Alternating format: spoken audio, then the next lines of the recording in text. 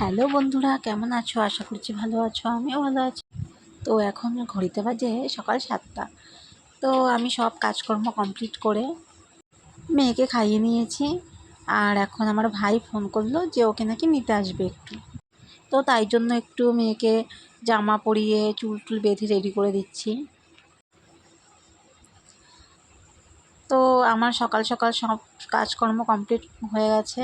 তো okay ready করিয়ে তারপর গিয়ে চা খাবো, চা করবো, তারপর গিয়ে চা খাবো। তো তোমরা ভিডিওটা দেখতে থাকো। তো ওর মুখ টিস্যু দিয়ে পরিষ্কার করে আর একটা টিপ পরিয়ে দেব। তো আজকে কি গরম পড়েছে জানো তো? কালকে থেকে তো আজকে আরও বেশি প্রচণ্ড গরম। না, আমাদের ঘরে তো থাকাই যায় না, এত গরম। তো যাই হোক, তোমরা প্লিজ ভিডিওটা দেখতে থাকো। আর আমার চ্যানেলটাকে প্লিজ তোমরা সবাই সাবস্ক্রাইব করে আমার পাশে থেকো। তোকে নিয়ে যাওয়ার পর আমি সকাল সকালই আজকে রান্নাবান্না কমপ্লিট করে ফেলবো, কারণ এত গরম পড়েছে। তো বেশি লেট করে লাভ নেই। তো এই গরমের মধ্যে যত তাড়াতাড়ি রান্না হয় তত তাড়াতাড়ি ভালো, তাই না? তো দেখো বন্ধুরা, ওকে আমি একটা কাজলের টিপ পরিয়ে দেবো। তো ওকে টিপ পরাতে গিয়ে যে ও কী করে, শুধু হাত দিয়ে নাড়াচাড়া করে। তো ওকে টিপ পরানো না যুদ্ধ করা ওর সাথে, এরকম মানে অবস্থা করে। যাই হোক, কোনো রকমের টিপটা পরিয়ে দিলাম। আর পায়ের নিচে দিতে গিয়ে তো পাটা নাড়াচাড়া করলো আর টিপটা পুরো ঘেটে গেল।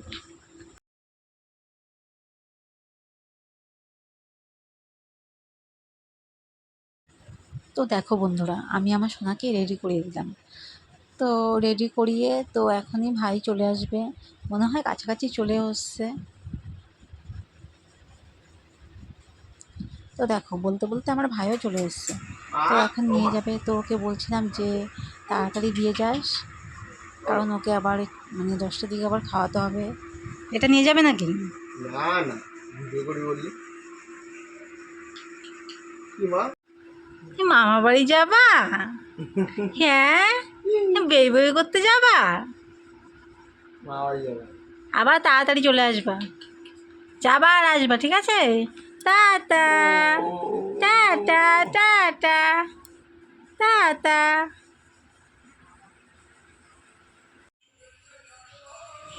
তো দেখো বন্ধুরা, একটু মেয়েকে আগিয়ে দিয়ে তো ভাই নিয়ে যাচ্ছে মেয়েকে, একটু রাস্তার দিকে আগিয়ে দিয়ে তারপর রান্নাঘরে চলে এসেছি রান্না করার জন্য। তো আজকে বেশি কিছু রান্না করব না, আজকে রান্না করব শুধু মাছের ঝোল আর বড়া ভাজবো আর ডাল করব।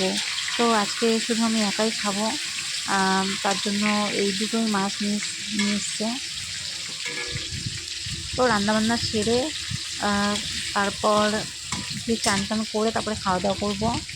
তো দেখো, তোমাদের সাথে কথা বলতে বলতে আমার রান্না হয়ে গেছে। তো তারপর মেয়েকে স্নান টান করাবো খাওয়া দাওয়া করে।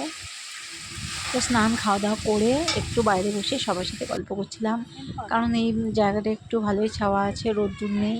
আর ঘরে যা গরম, ঘরে থাকাই যায় না। তার জন্য একটু বাইরেই বসেছিলাম মেয়েকে নিয়ে। তো তারপর দুপুরে একটু ঘুমিয়েছিলাম, ঘুম থেকে উঠে একটু মাঠের দিকে গেছি বিকেলের দিকে।